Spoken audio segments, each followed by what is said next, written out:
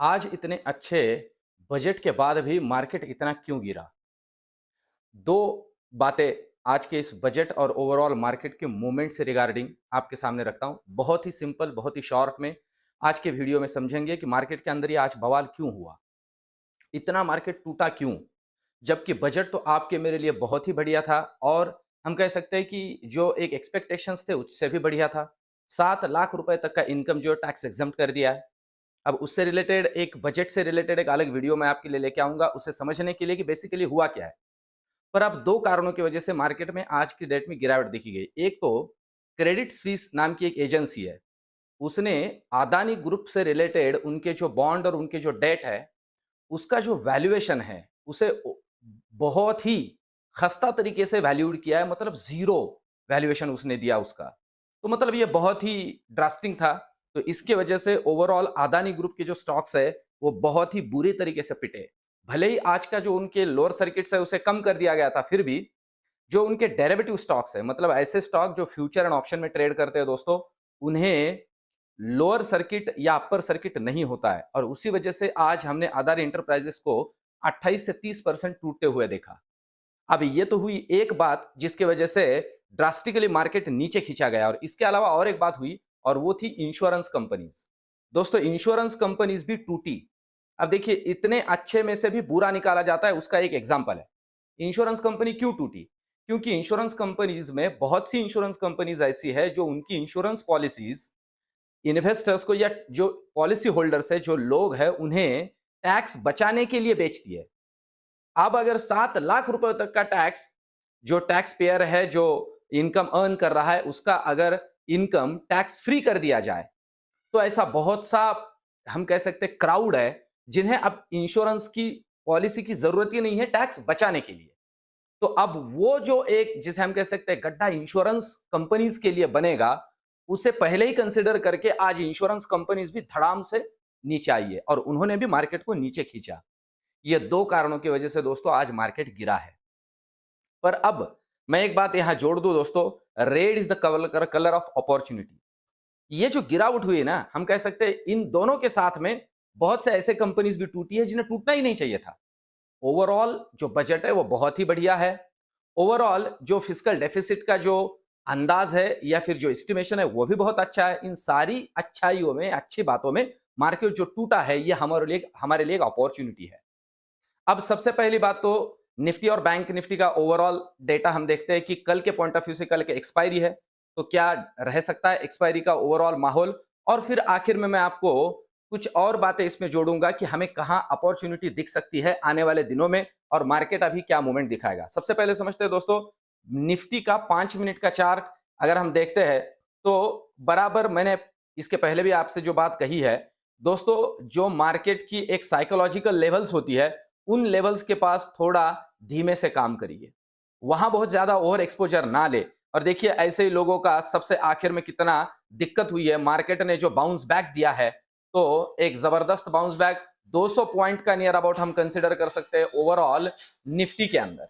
जो निफ्टी के अंदर डे एंड में बाउंस बैक आया है दोस्तों, इसके वजह से बहुत लोगों को दिक्कत पैदा हुई है। अब देखिए कल के लिए हम एक्सपायरी के पॉइंट ऑफ व्यू से लेवल्स को समझते हैं दोस्तों। अभी मार्केट जो है एक अच्छे खासे हम कह सकते हैं सपोर्ट के आसपास काम कर रहा है।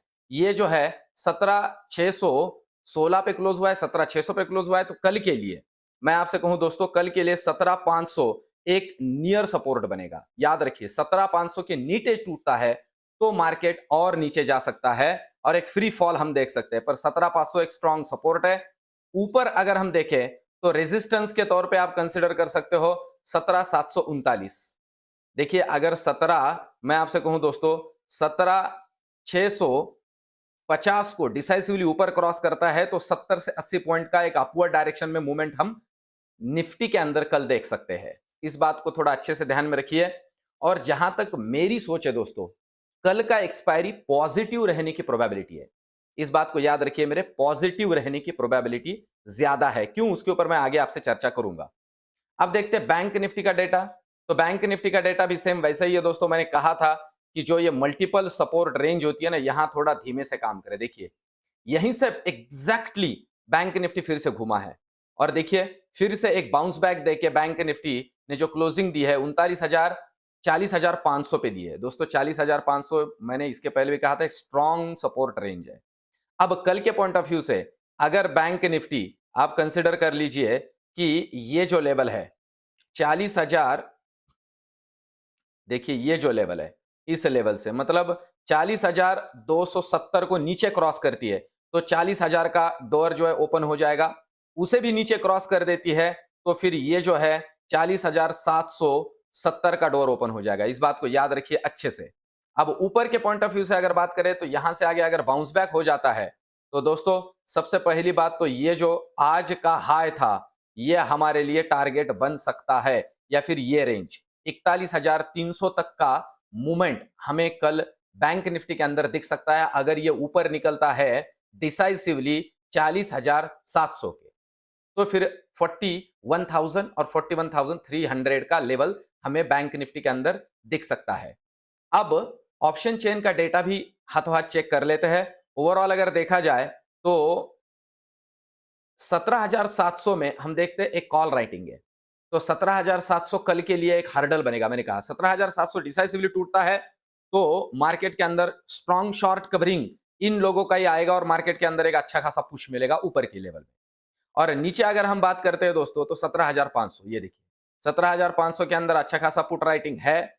यहां से नीचे अगर टूटता है तो फिर नीचे एक फ्री फॉल हमें निफ्टी के अंदर मिलेगा। अब यही ऑप्शन चेन का डेटा अगर हम बैंक निफ्टी का चेक करते हैं तो देखिए बैंक निफ्टी के अंदर दोस्तों अभी कुछ खास जिसे हम कहते हैं कि कॉल राइटिंग नहीं है। देखिए कुछ भी खास कॉल राइटिंग नहीं है। डायरेक्टली आप देखते हो 41,000 के ऊपर कॉल राइटिंग है। अगर यहां से आगे 41,000 के आगे भी मैंने कहा कि एक स्ट्रॉन्ग अपवर्ड डायरेक्शन में मूवमेंट मिलेगा 300 350 पॉइंट का, पर कॉल के साइड में कुछ खास डेटा नहीं है। पुट साइड में भी दोस्तों अगर देखा जाए तो बैंक निफ्टी के अंदर कोई खास डेटा नहीं है। इसका मतलब मार्केट कल के लिए वेट कर रहा है बैंकिंग सेक्टर में। रीजन सिंपल सा है, अदानी ग्रुप के स्टॉक्स के अंदर बहुत से बैंकिंग जो बड़े बड़े बैंकिंग स्टॉक्स है उनका एक्सपोजर है। पर फिर भी मैं आपके जानकारी के लिए एक बात यहां जोड़ दूं दोस्तों, कल का एक्सपायरी में मार्केट के पॉइंट ऑफ व्यू से पॉजिटिव देख रहा हूं। रीजन बड़ा सिंपल सा है, जिन्हें गिरना नहीं चाहिए था वो गिरे हैं। और जिसे हम कहते हैं ना कि मतलब खरबूजे के देखो खरबूजा रंग बदल रहा है, वैसे आज मार्केट के अंदर हुआ, कोई जरूरत नहीं थी। और ओवरऑल क्रेडिट स्विस का भी जो अदानी के बारे में स्टेटमेंट आया उसके बारे में कल भी थोड़ा इधर उधर हो सकता है।